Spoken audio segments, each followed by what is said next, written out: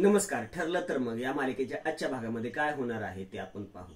सुरुवातीलाच आपण पाहतो की पूर्णाजी बोलत असते, माझा नातू कुठं बोललाय माझे, आणि जर मला खरंच काय झालं तर. आणि रडायला आपला हिरो बोलतो, ओ ड्रामा क्वीन, मी तुला काही होऊ देणार नाही. मी कितीही रागवलो ना तरी या जगात सगळ्यात जास्त प्रेम मी तुझ्यावरच करेन. आणि काय ना, या क्यूट पूर्णाजीवर मी जास्त वेळ चिडू शकत. अरे, आणि या ड्रामा क्वीनची स्माइल कुठे गेली?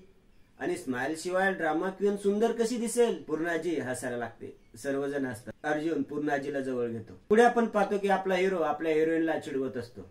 तो जोर जोरात हसत असतो.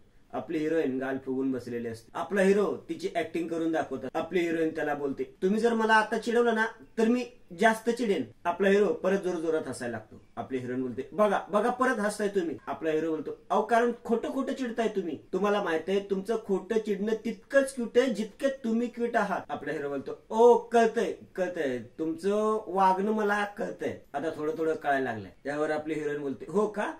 मग तुम्ही तर तुमच्या जन्मापासून पूर्णाजी बरोबर राहताय ना, तरी तुम्हाला त्यांचं मन कळलं नाही. तुम्ही त्यांच्याशी बोलत नव्हता ना, त्यांना खूप त्रास झालाय, खूप वाईट वाटलं त्यांना. तिला वाईट वाटलं याचा त्रास तुम्हाला झाला? यावर आपली हिरोईन बोलते, हो झाला, कारण या जगात काही माणसं आहेत त्यांना त्रास झालेला मला अजिबात सहन होत नाही. जसे की कुसुमताई, मधुभाऊ, आई बाबा, पूर्णाजी. आणि आपला हिरो बोलतो, आणि तुम्ही. आपली हिरोईन तिथून निघून जाऊन गप झोपते. आपला हिरो मनातच खूप खुश होतो. पुढे आपण पाहतो की आपली हिरोईन आणि कल्पना महिन्याचा हिशोब करत असतात. हिशोब मध्ये 5,000चा घोळ येत असतो. आपली हिरोईन परत हिशोब करते पण तिला काही हिशोब लागत नाही. एवढ्यात पूर्णाजी येते आणि बोलते, म्हणजे या महिन्याचा हिशोब लागत नाहीये तर? कल्पना बोलते, हो ना पूर्णाई, काहीतरी चूक होते पण ते सायलीच्या पण लक्षात येत नाही. पूर्णाजी बोलते, त्या किल्ले दे. कल्पना पूर्णाजीला समजवण्याचा प्रयत्न करते पण पूर्णाजी काय ऐकत नाही. पूर्णाजीने किल्ले घेतल्या यामुळे अस्मिता खूप खुश होते. आपल्या हिरोईनला खूप वाईट वाटतं, ती रडायला लागते. कल्पना तिला समजवत असते, तू मनाला लावून घेऊ नकोस, मी बोलीन पूर्णाजींशी. आपली हिरोईन बोलते, नाहीये, तुम्ही पूर्णाजींशी नका बोलू, चूक माझी झाली, त्यांचा निर्णय योग्य आहे. कल्पना बोलते, नाही बाळा, तुझी काही चूक झालेली नाहीये, तू शांत हो बघू. एवढ्यात आपला हिरो तिथं येतो. तो कल्पनाला बोलतो, मम्मा, पूर्णाजी असं कसं करू शकते? अस्मी अर्जुनला बोलते, ए तू कशाला मध्ये मध्ये बोलतोयस? आपला हिरो बोलतो, कारण माझी बायको हट झाले हे दिसतंय मला. आपली हिरोईन बोलते,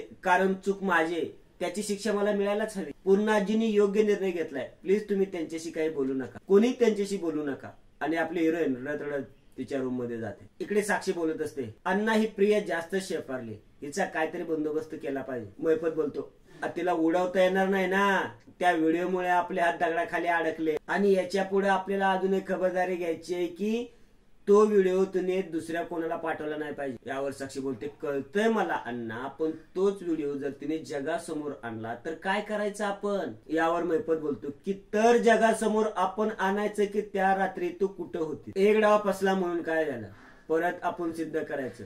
आणि आश्रमात तू नव्हतीच हे कोर्टात आपण ठासून सिद्ध करायचं. साक्षी बोलते, तुम्हाला वाटते ना तितकं सोपं नाहीये ते. एवढं सगळं होऊन गेल्यानंतर अर्जुनचं सगळं लक्ष तिकडेच आहे. यावर मैपत बोलतो, तू डोकं शांत ठेव आणि पुढे काय करता येईल याचा विचार कर. साक्षी बोलते, नाही अण्णा, आता डोकं शांत ठेवून उपयोग नाही, कारण नाकातोंडात पाणी जायला लागले आपले. आता ताकदीच्या दुपटीने हातपाय आपल्याला मारायला लागतील. असा एखादा फुलप्रूफ प्लॅन शोधून काढला पाहिजे ना आपण, की तो हे सिद्ध करेल की तो खून मी केलेलाच नाहीये. विचार करायलाच हवा ना, तुम्हीही विचार करा. आणि साक्षी विचार करायला लागते. मैपतही विचार करतो. साक्षीला एक आयडिया सुचते. साक्षी मैपतला बोलते, ओ गॉड अण्णा, मला हे आधी का नाही सुचलं? मैपत बोलतो, काय?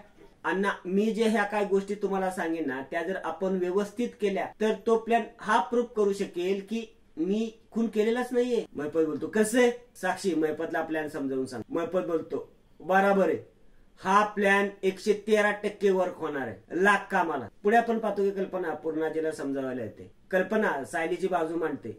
कल्पना बोलते, तुम्ही प्रत्येक वेळी सायलीची असं का वागता?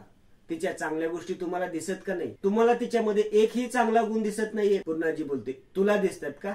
मग मला सांग तिचा एक कुठला गुण चांगला आहे? कल्पना बोलते, एक गुण 1000 गुण आहेत. माझी सून आहेच गुणाची, समंजस, प्रेमळ आणि पूर्णाई ती फक्त चेहऱ्यानेच नाही तर मनानेही खूप सुंदर आहे. पूर्णाई, मला अर्जुनच्या लग्नाच्या आधी त्याची खूप काळजी वाटायची, पण जेव्हा सायली त्याच्याशी लग्न करून आपल्या घरात आली ना तेव्हापासून माझी काळजी मिटली. अहो, ती घरातल्या सगळ्यांवर खूप प्रेम करते. सगळ्यांना काय हवं नको ते बघते. ती माणसं तोडणारी नाही तर ती माणसं जोडणारी पूर्ण नाही. पण बाकी सर्व जाऊ द्या, अर्जुन आणि सायलीचं एकमेकांवर खूप प्रेम आहे.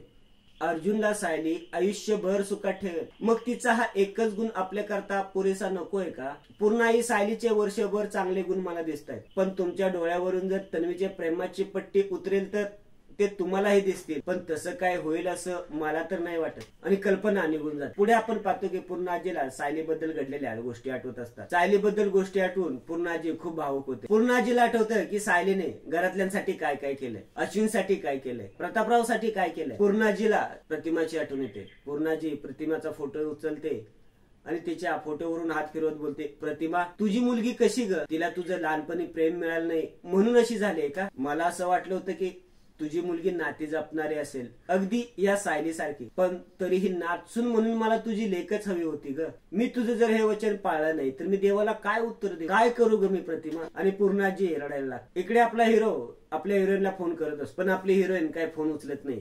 ती रडतच असते. आपला हिरो आपली हिरोईन फोन उचलत नाही म्हणून घरी निघून येतो. तो घरी आल्या आल्या पूर्ण आजीला जोरजोरात आवाज देतो. घरातील सर्वजण जमतात.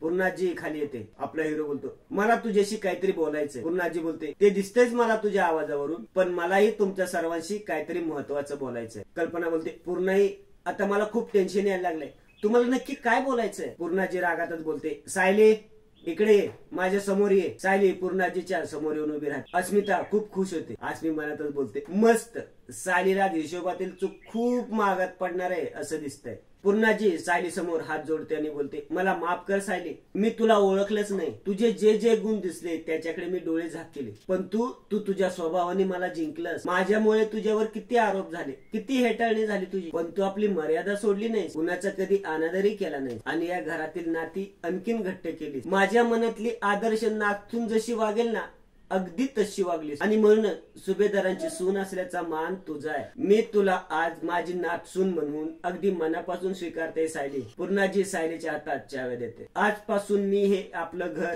तुझ्या ताब्यात देते. आपली हिरोईन रडायला लागते आणि ती आजीला घट्ट मिठी मारते. आणि आजचा भाग येथेच संपतो.